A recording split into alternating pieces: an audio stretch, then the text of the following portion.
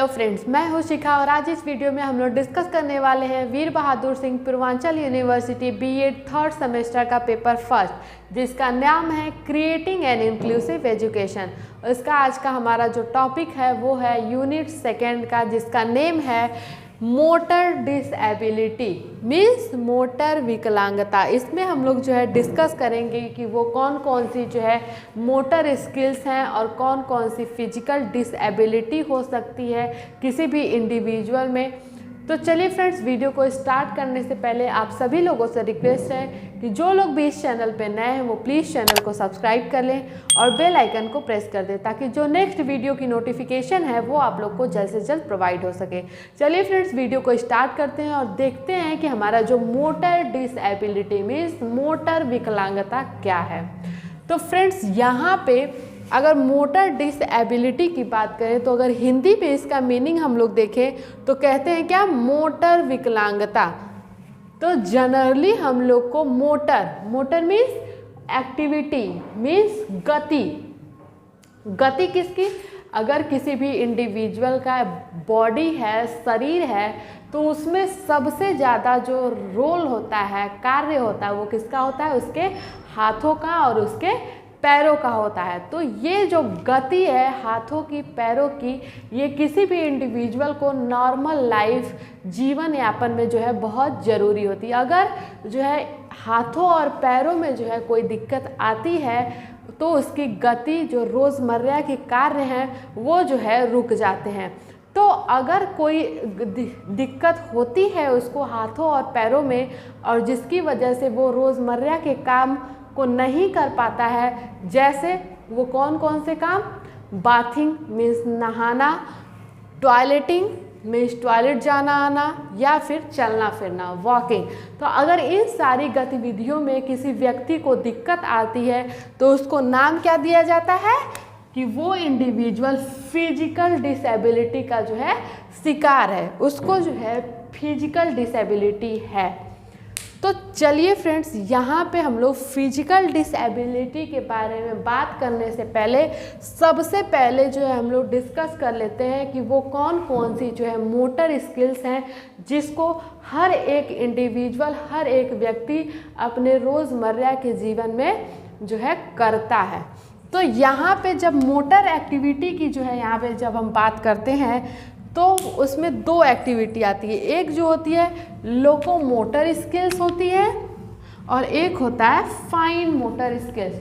जो हमारी locomotor skills हैं उसमें क्या क्या आता है, जंपिंग मीन्स कूदना, रनिंग दौड़ना, क्लाइंबिंग मीन्स चढ़ना, रोलिंग मीन्स रोल करना और क्रीपिंग मीन्स रेंगना, क्रॉलिंग मीन्स जो है उसको जमीन पे जो है चलना, पुशिंग मीन्स धकेलना, पुलिंग मीन्स खींचना। तो ये सारी जो एक्टिविटी है ये हर एक इंडिविजुअल अपने रोज़ की जो है लाइफ में, ज़िंदगी में ये सारी चीज़ें जो है ज़रूर ही करता है। जैसे कि jumping, running, climbing, rolling, creeping, crawling and pushing and pulling. और जो हमारी फाइन मोटर स्किल्स है जिसको जनरली जो है हमारे डेली लाइफ में जो है एक इंडिविजुअल द्वारा किया जाता है, वो क्या है, use of hands and fingers. तो हमारे जो नॉर्मल इंडिविजुअल है जिनको कोई फिजिकल डिसेबिलिटी नहीं है, चाहे वो बच्चे हों या फिर बड़े हों, वो अपने हाथों का और अपनी उंगलियों का जो है प्रयोग करते हैं किसी भी कार्य को करने में। तो वो कौन कौन से कार्य होते हैं जिनको हम हाथों से और फिंगर्स की यूज़ से जो है करते हैं, आइए यहाँ पे देख लेते हैं। यूज ऑफ सीजर मीन्स कैंची का यूज़ करते हैं या फिर ब्रश का यूज़ करते हैं, पेंसिल को पकड़ते हैं या फिर पेन्स को पकड़ते हैं। लर्निंग टू बटन मीन्स अपनी बटन को जो है बंद करते हैं तब यूज़ करते हैं हाथों का और फिंगर्स का। यूज ऑफ जिपर्स मीन्स जब अपनी चेन को हम लोग बंद करते हैं तब जो है हाथों का और उंगलियों का यूज़ किया जाता है। और टाई शूज़ लेसेस, जब हम लोग जो है अपने शूज़ का लेस को, फीता को बांधते हैं तब भी जो है एक इंडिविजुअल का, एक व्यक्ति का चाहे वो बच्चा हो चाहे वो बड़ा हो, उसके उंगलियों का, उसके हाथों का उपयोग करना पड़ता है। तो इससे हम लोग क्या समझते हैं फ्रेंड्स कि किसी की भी लाइफ हो, किसी भी इंडिविजुअल की लाइफ हो, तो उसके अंदर जो है मोटर स्किल्स का होना बहुत ज़्यादा ज़रूरी है। उसके हाथों और पैरों का अच्छा होना, हेल्दी होना बहुत ही ज़रूरी है अगर उसको नॉर्मल और हेल्दी लाइफ जो है जीनी है। तो अगर इन सारी चीज़ों में जो है उसके हाथों में पैरों में अगर कोई गड़बड़ी आती है, कोई दिक्कत आती है, तो उसको नेम देते हैं हम लोग फिजिकल डिसेबिलिटी।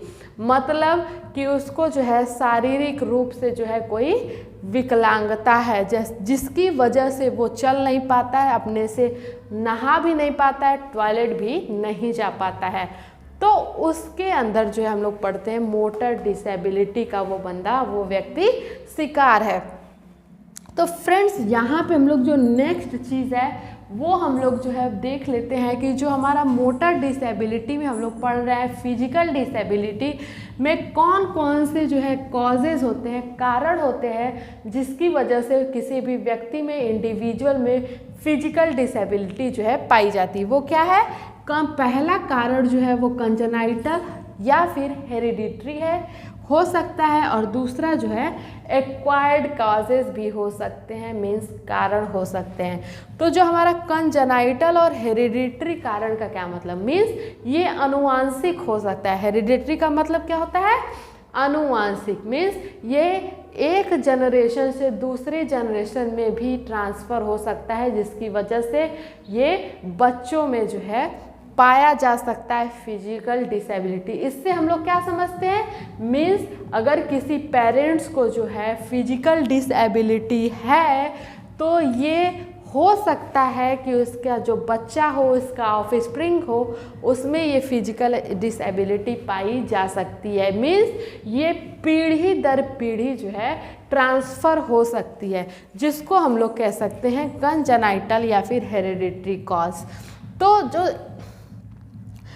ये हेरिडिटरी हो गया। और कंजेनाइटल का क्या मतलब हुआ कि इसकी जो है ये फिजिकल डिसेबिलिटी जो है ये जेनेटिकल प्रॉब्लम्स की वजह से भी जो है हो सकती है। मीन्स उसके जीन्स में अगर कोई गड़बड़ी आ गई व्यक्ति की, या फिर उसके क्रोमोसोम में कोई गड़बड़ी आ गई, तो उसकी वजह से भी जो है किसी भी इंडिविजुअल में फिजिकल डिसेबिलिटी जो है पाई जा सकती है।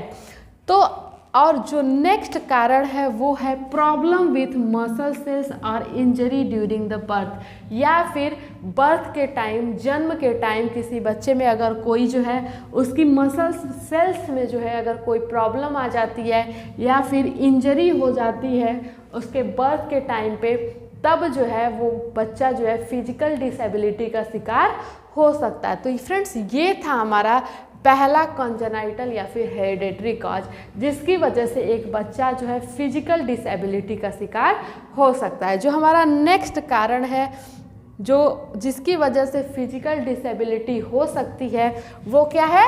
एक्वायर्ड। तो एक्वायर्ड मीन्स जो कि बर्थ के बाद वो सारे जो है कारण जिसकी वजह से कोई भी व्यक्ति या फिर कोई भी बच्चा फिजिकल डिसेबिलिटी का शिकार होता है बर्थ के बाद, तब उसको हम लोग क्या कहते हैं कि वो एक्वायर्ड काज है उस बंदे में जो है फिजिकल डिसेबिलिटी का। तो यहाँ पे हम लोग जो है फ्रेंड्स यहाँ पे डिस्कस कर लेते हैं कि वो कौन कौन से एक्वायर्ड काजेज़ हैं, कारण है जिसकी वजह से एक बच्चा या फिर व्यक्ति फिजिकल डिसेबिलिटी का शिकार हो जाता है।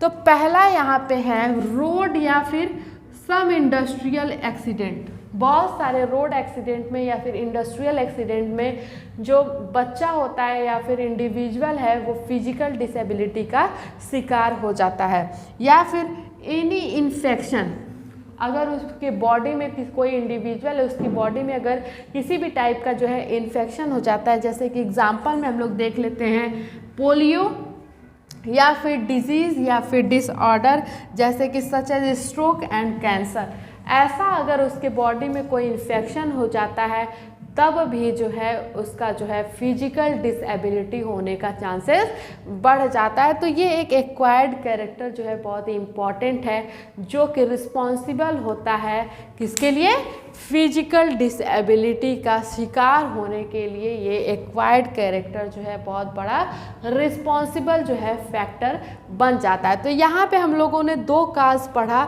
जो कि फिजिकल डिसेबिलिटी को जो है कॉज करता है, उसका कारण बनता है। वो क्या हम लोगों ने पढ़ा, कंजेनाइटल और hereditary cause and acquired cause.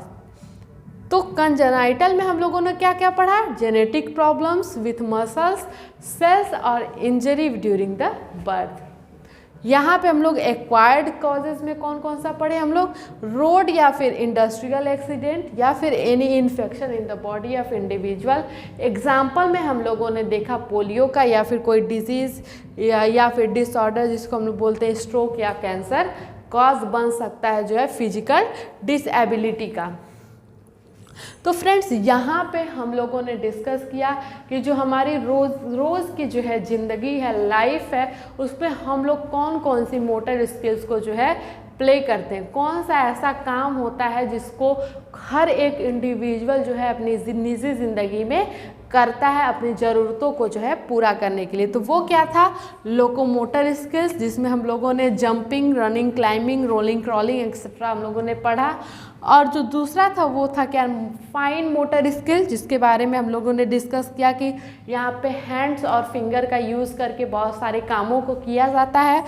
तो use of scissors, brush and उसके बाद टाई, शूज़, लेसेस, बटन को जो है कैसे बंद करते हैं, जिप्स को जो है कि कैसे बंद करते हैं। तो यहाँ पे हम लोगों ने डिस्कस किया कि वो कौन कौन सी जो है लोकोमोटर स्किल्स हैं, फाइन मोटर स्किल्स हैं, जो कि हर एक इंडिविजुअल अपनी डेली लाइफ में जो है उसको करता ही करता है अपनी ज़रूरतों को जो है पूरा करने के लिए। उसके बाद हम लोगों ने डिस्कस किया कि जो फिजिकल डिसेबिलिटी है उसके कौन कौन से जो है कॉजेज़ हैं।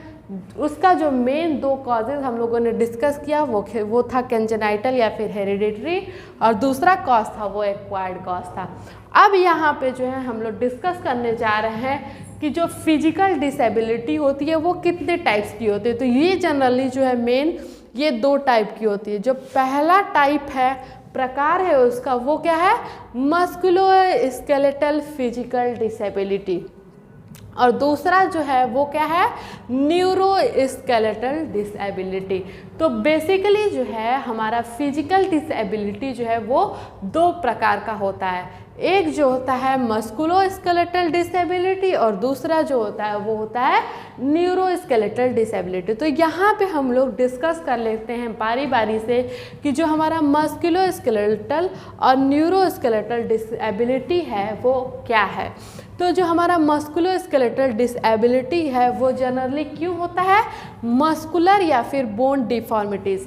अगर किसी भी इंडिविजुअल के मसल्स में या फिर उसकी हड्डियों में, बोन में अगर कोई दिक्कत आ जाती है, तब वो व्यक्ति जो है वो इंडिविजुअल किसका शिकार हो जाता है, मस्कुलोस्केलेटल डिसेबिलिटी का। जो हमारा नेक्स्ट टाइप है वो क्या है, न्यूरोस्केलेटल डिसेबिलिटी। अगर किसी इंडिविजुअल में नर्वस सिस्टम से उसके जो है कोई गड़बड़ी आ जाती है तो वो इंडिविजुअल फिजिकल डिसेबिलिटी का शिकार हो सकता है। तो फ्रेंड्स ये थी जो है वीडियो मोटर डिसेबिलिटी के बारे में, कि वो कौन कौन सी मोटर स्किल्स हैं और कौन कौन से फिजिकल डिसेबिलिटी के कॉजेज़ हैं और कितने टाइप्स का जो है फिजिकल डिसेबिलिटी होता है।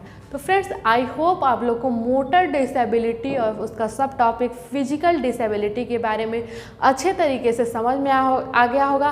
फ्रेंड्स अगर ये वीडियो अच्छी लगी हो तो प्लीज़ चैनल को सब्सक्राइब करें और बेल आइकन को प्रेस कर दें, ताकि जो नेक्स्ट वीडियो की नोटिफिकेशन है वो आप लोग को जल्द से जल्द प्रोवाइड हो सके। लाइक करिएगा, कमेंट करिएगा और ज़्यादा से ज़्यादा शेयर करिएगा।